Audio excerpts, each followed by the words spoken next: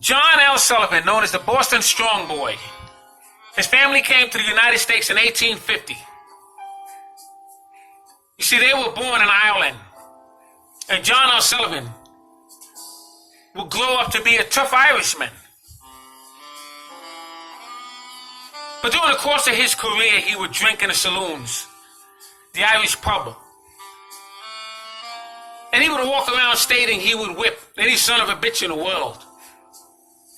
October 5th, 1881, he deposited $500 along with Harry Hill for a match with Paddy Ryan, scheduled for February 7th, 1882. $2,500 side bet was set aside for this match, and Sullivan would train at Bay Street in Mississippi and Carrollton, New Orleans. February 7th, 1882, he met Ireland's Paddy Ryan.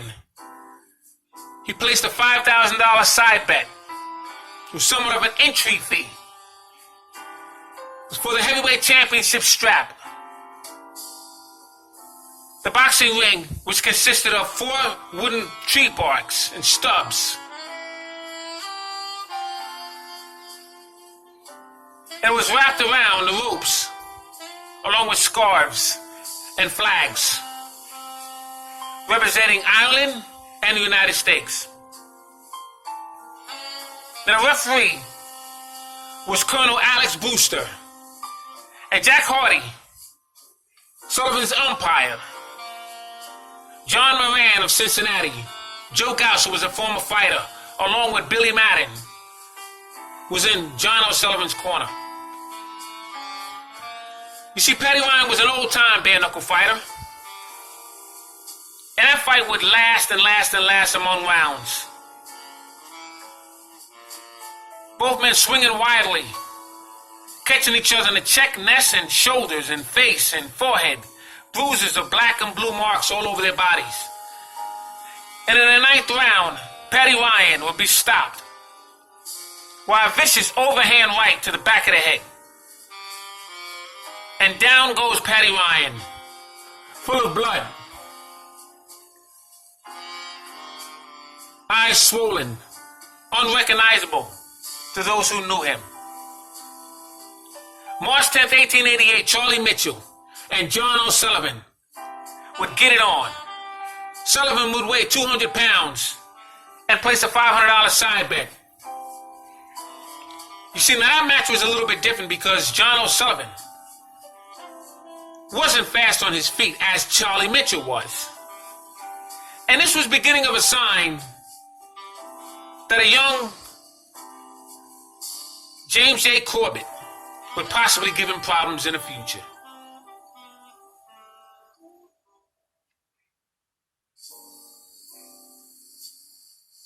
This fight was so one-sided that it would take 3 hours and 10 minutes to complete. Now, they went under the London prize ring rules. France referee B.J. Anney and the cornerman Jack Aston. Jack Aston was a smaller fighter, but he was in the corner of John O'Sullivan along with George McDonald, and the umpire was Jack Barnett. You see, Sullivan punched Charlie Mitchell over and over and over again, until he got to a point where Charlie Mitchell would gas out. But before that would happen, he would sidestep and move around, and it would take time for John O'Sullivan to catch up with Charlie Mitchell. Now, eventually, Charlie Mitchell would be dropped in the 8th round, but he would get up a bloody mess. And in the 39th round, they would end the contest and call it a draw. And word got back to John James Corbett. His name was actually James John Corbett, and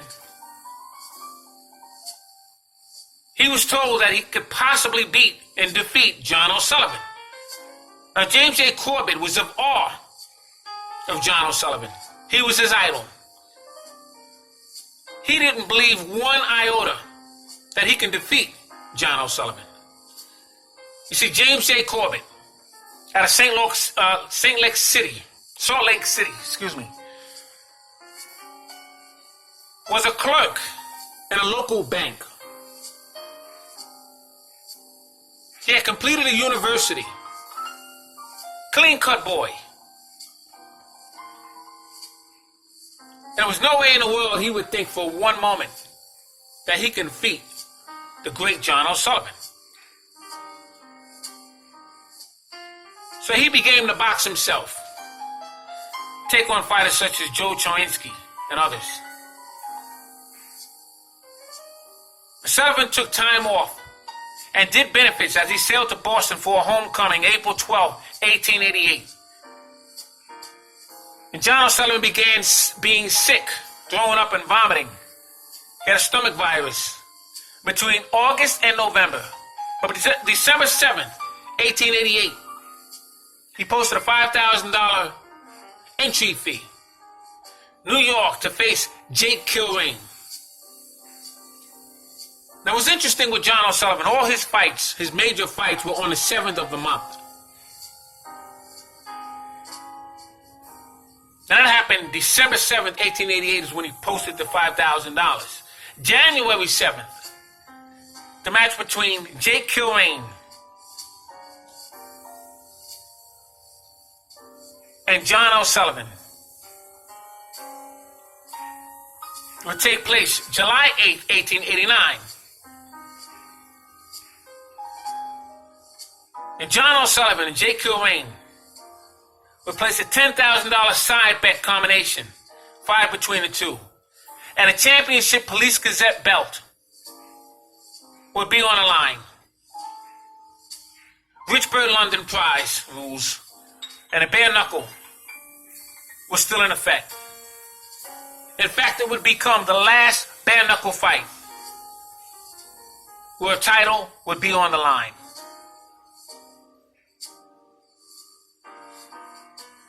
This fight would take place in New Orleans. In Sullivan's corner, you had Clary McDowell. The bottle holder was handsome Dan Murphy, timekeeper Tom Castillo of Cleveland. And that match would take 2 hours and 16 minutes and 23 seconds. A total of 75 rounds to complete. John O'Sullivan would crawl back to his corner in the middle rounds, vomiting along the way. He couldn't see or hear anymore. And what ended that fight, they couldn't see anymore because the sun had went down. And all the lanterns had burnt out. But in the 75th round, Jake Kilrain could not come out of his corner. He was unrecognizable. John O'Sullivan's meat was to the bones. And his metacarpals, phalanges, are bleeding, looking like spaghetti strings. It's one of the worst contests in boxing history. 1890. He played Honest Harris in Willing Hands. It was a play that would premiere John O'Sullivan. 1891. June 26. He sparred with James J. Corbett. In 1892, the biggest fight in boxing history in the heavyweight division will be part of what was called the Carnival of Champions. I'm Scrapbook Boxing, and I want to go through this particular fight with you right here on the Museum of the Forgotten Fisticuffs series. John O'Sullivan and gentleman Jim Corbett. Now, it would be the first time that gloves would be used in a heavyweight championship match. You see, a new set of rules would be used in this particular fight. It's called the Marcus of Queensberry rules. 5-ounce gloves, $25,000 purse, winner take all, $20,000 stake It would be located at the Olympic Club. Now this fight would be September 7th, 1892. Now something about the 7th of the month. John L. Sullivan would love to fight. And it would be the last day of the 3-fight card. You see, September 6th, you had George Dixon and Jake Skelly. Jack Skelly was an amateur star, and it would be his first fight as a professional, facing a once bantamweight and current featherweight champion in George Dixon. George Dixon had discovered shadowboxing. He learned how to fight in the zone in the middle of the ring, because he would have clubs and sticks and bricks thrown at him, hitting him in the calves and his legs. And he found it was safer to stay in the middle of the ring. Beautiful combinations he had from shadowboxing and swatting flies. He was a phenomenal fighter. Had close to over 1,000 fights to George Dixon. September 5th, 1892. Jack McAlter would have a fight with Myers. That turned out to be an 8-round knockout. So John O'Sullivan and gentleman Jim Corbett would get it on in one of the best fights, which is somewhat one-sided in boxing heavyweight history. March 15th, 1892. Match was made between James Corbett and John L. Sullivan. 5-ounce gloves would be part of the match. First heavyweight championship match with gloves on. September 7th, 1892. New Orleans Olympic Club. $25,000 to the winner. Winner take all. $20,000 stake at the Olympic Sporting Club. Referee was John Duffy. Sullivan's corner was Mr. Alfie himself. Lannon Phil and Casey Frank Morgan. John O'Sullivan weighed 212 pounds. His heaviest weight so far. The Marcus of Queensberry rules were in effect. Corbett's corner was Jim Daly, Billy Daly, John Donaldson. The bottle holder was Mike Donovan. He would become a middleweight champion of the world. The timekeeper was Bat Masterson. He was the sheriff of the old Wild West. And James J. Corbett weighed 192 pounds. Sullivan was a 3-4-1 favorite. Round 1. Sullivan was very aggressive, coming straight to gentleman James Corbett. And he would bang with combinations, wild punches. And he intimidated James J. Corbett would consistently back up until his back hit the corner. And he would cover up and he would spin out of there. And John O'Sullivan would consistently do that. But a funny thing would happen in the eyes of James J. Corbett. He noticed that John O'Sullivan would tap his leg with his left hand. And then he would throw a wild punch. So after about the 4th to 5th round, James J. Corbett would begin to time John O'Sullivan. Sullivan would start missing, getting winded. And when John O'Sullivan would throw an overhead right hand, very slowly, as if he had lead bricks in his hands, gentleman Jim Corbett would time it. He knew that John O'Sullivan would tap his thigh with his left hand and throw the punch, so he caught him coming in. And he dropped John O'Sullivan, the Boston Strong Boy, in the 5th round, and the crowd would go crazy. They couldn't believe what they were seeing. It would be our Mike Tyson versus James Douglas. George Foreman versus Muhammad Ali. It was a sight to see. And this went on for 21 rounds. And in that last round, John O'Sullivan could no longer keep his eyes open. He couldn't keep his arms up. He'd back up to the corner, almost with an expression of just hit me and get it over with.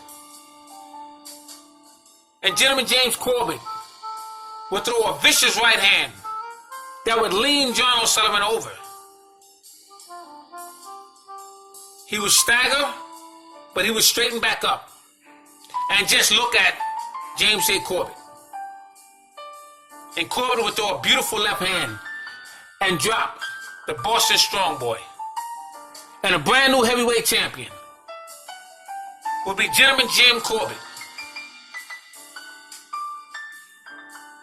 And the crowd would go nuts. And it would be one of the most exciting heavyweight championship belts that would be presented on the waistline of James J. Corbett. The Police Gazette belt now belonged to Salt Lake City's James J. Corbett.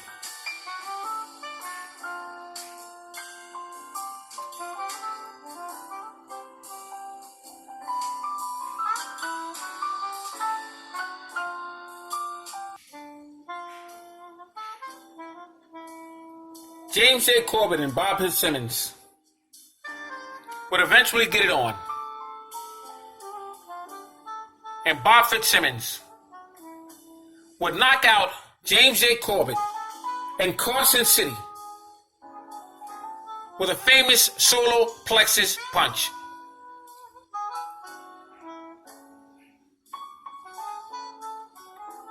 Phenomenal victory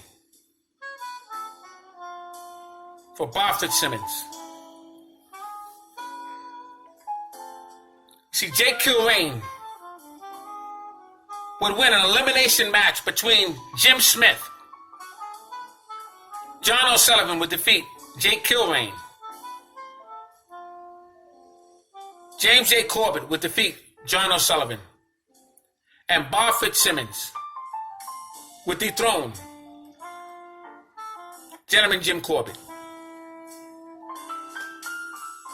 Eventually, Bob Fitzsimmons would lose to gentleman Jim Jeffries. But that was sometime in 1892. Carnival of Champions. This is Scrapbook Boxing, Museum of the Forgotten Fisticuffs series, stating all great fights and all great fighters will never be forgotten on my channel. Salute to this series of champions. James J. Corbett, John O'Sullivan, George Dixon, Jack Skelly, Jack McAuliffe,